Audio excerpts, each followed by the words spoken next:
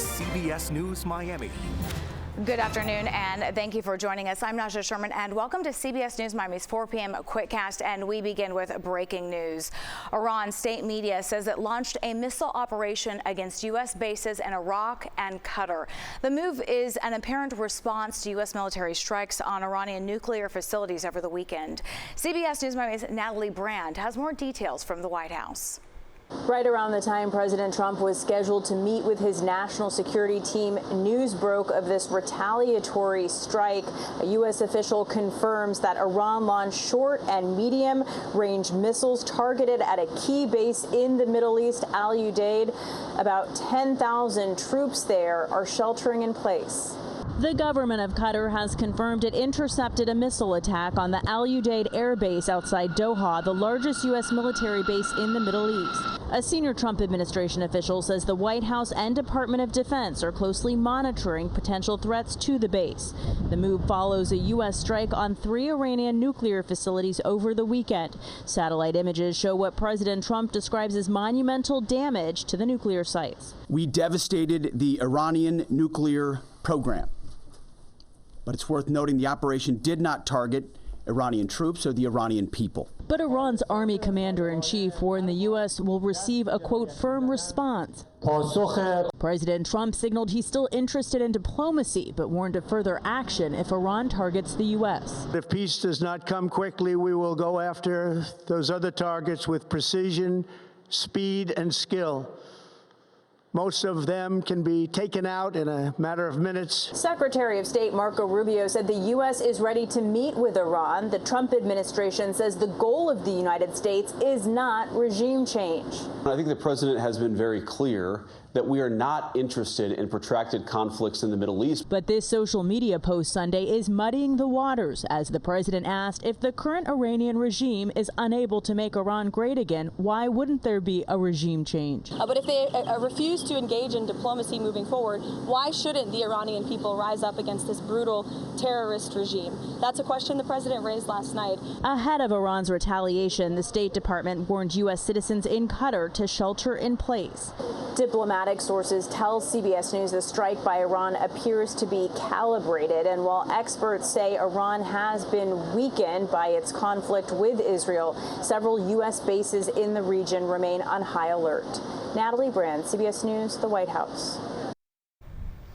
Here at home, a bulletin from the National Terrorism Advisory System is warning of a heightened threat to our country since the attacks.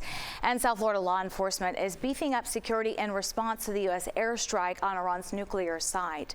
Several agencies have taken to social media. Sunny Isles Beach Police, the Miami-Dade Sheriff's Office, Hallandale Beach Police, and Miami Beach Police, along with North Miami Beach Police, are just a few. And they're saying that they are monitoring the situation in the Middle East and taking proactive measures to protect their communities. Law enforcement is urging residents to be vigilant, as the Department of Homeland Security also warns that cyber attacks are likely and attacks by violent extremists are also possible. And be sure to stay with us for the very latest on the crisis in the Middle East. We are closely monitoring the situation and looking for any updates from the White House. Stay with us for the very latest on CBS News Miami, the CBS News Miami stream, Pluto TV, and CBSMiami.com. Always tracking, always alerting. This is Next Weather. Mostly dry and hot, but tracking these showers? Yeah, some showers. That's we've been used to that for the last couple of weeks. But I think a pattern change by the middle part of this work weekend. Heading into Thursday is going to change things up for us here. We're going to have numerous showers and thunderstorms. In fact, the highest rain chances I've been able to put on the Next Weather 7 day. Let's take a look at conditions right now as we check in on dry and a mostly quiet evening. There's still some showers out there kind of lingering, moving in this very fast easterly flow. The same deal we've been dealing with over the last couple of weeks. But finally, we got a storm, stormier pattern, I should say, by the middle and latter part of the week. I'll show you that already, picking that up on Next Weather Rain Tracker. A lot of things coming into play, but I think we're looking good for higher rain chances. Very quiet, though. You can see that fast movement. The thunderstorms are already blowing off the Gulf Coast. That's how strong this high has been, and the wind that just continues to kind of just head over over towards that side of the peninsula. Still tracking a couple little showers that are trying to make a run at the beach, but these have, for the most part, fallen apart. We had a nice little cell with some lighting there over Palm Beach that clipped northeastern part of Broward County up towards down from Boca out towards the Deerfield Beach, but even that has fallen apart. So I think for the most part, we're going to be in decent shape for the rest of tonight. Temperatures very average. I know it's been humid, but it is June, and we're in South Florida in the tropics, so this is normal for this time of year. In fact, we should be hitting 90 degrees each afternoon, and we have this wind coming off the water like that. It tends to keep us in the upper 80s. Of course, you know, feels like 95 to 100. That's just the humidity, and we can't avoid that ever for the rest of the summer. So it is a stormier setup coming up for Wednesday, and I think we peak on Thursday. I'm tracking what is known as an upper level disturbance, right? This is a system that tends to kind of amp up our atmosphere. Given that everything is ripe for showers and storms, we got enough moisture, we got our sea breezes going, the heating of the day. So what the upper low does, it creates additional lift in the atmosphere. It's a cold pocket of air on top of us too, so that tends to increase our hail chances, but also the thunderstorms that develop in this kind of environment, watch the clock through Wednesday into Thursday, can become a little, you know, stronger if not severe. So that's something I'm going to be watching for Wednesday and Thursday. That's a big change. That's an enhancement to our typical showers and storms. I don't think we'll get that change until that low gets here, and it won't get here until Wednesday. Tomorrow, same deal. Again, these flying showers that come in off the Atlantic, and then through the afternoon, the bulk of the energy and bulk of the moisture goes over towards the west side of the peninsula. And then comes Wednesday. So things are going to slow down for us as well. The sea breeze has been moving so quickly, hasn't been able to give us much in the way of rainfall. But I think that changes coming up already for Wednesday. So I'm increasing rain chances on Wednesday, and then we're going to peak on Thursday. I think that's the heavier rain potential coming up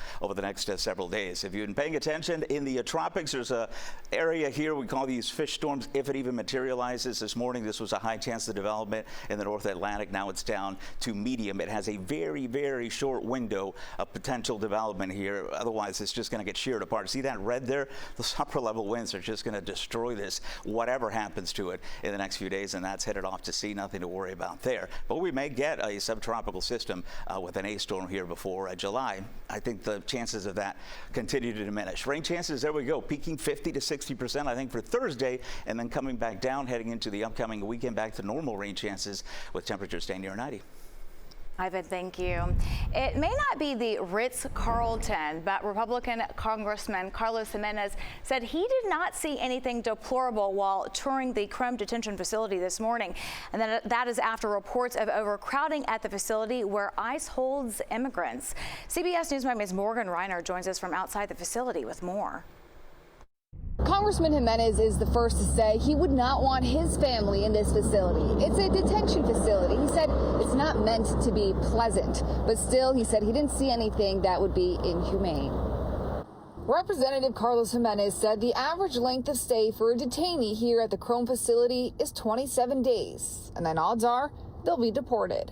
Most of them actually came because of some kind of an arrest, and then they were transferred over here. With an increase in immigration enforcement, ICE confirmed to CBS News Miami back in March that they were experiencing temporary overcrowding. But today, Gimenez said he didn't see any signs of it. There's a capacity for about 1,000 people in there, and they have 1,000 people there. In recent months, Democratic lawmakers visited the center. They have been vocal critics of conditions at Krome. Gimenez said he saw no one was sleeping on the floor, missing out on meals, or going to the bathroom on the floor.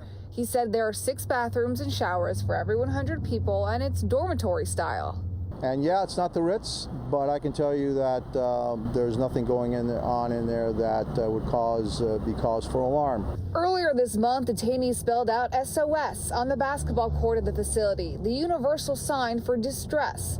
I asked him if he had a chance to talk to the prisoners about what it's like when there's not a pre-announced visit from someone as important as him. I know what it's like for him. It's not pleasant.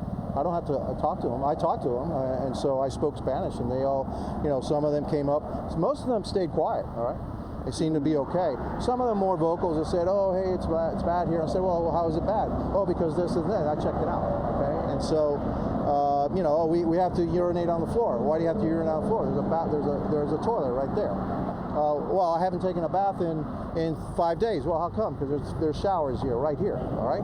And so, sometimes, people tend to think that, hey, just because somebody tells you something, it's true. I don't do that. If he could make a recommendation, what would it be? More recreation time. He said because they are at capacity, they can only allow so many inmates out at once, and burning energy is a good thing. In Southwest Miami-Dade, Morgan Reiner, CBS News, Miami. Happening today, Broward County Public Works are spraying areas of Cooper City and Davie with larvicide to stop the spread of mosquitoes. Truck-mounted sprayers will be spraying between 10 tonight and 6 tomorrow morning. The larvicide does not harm humans or pets. You can help reduce potential mosquito breeding by removing any standing water on your property.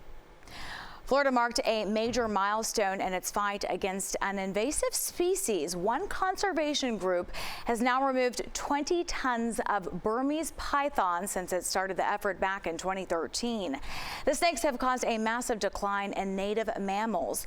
And while eradication may be impossible, experts say every python removed is a step towards restoring balance to the region's ecosystem.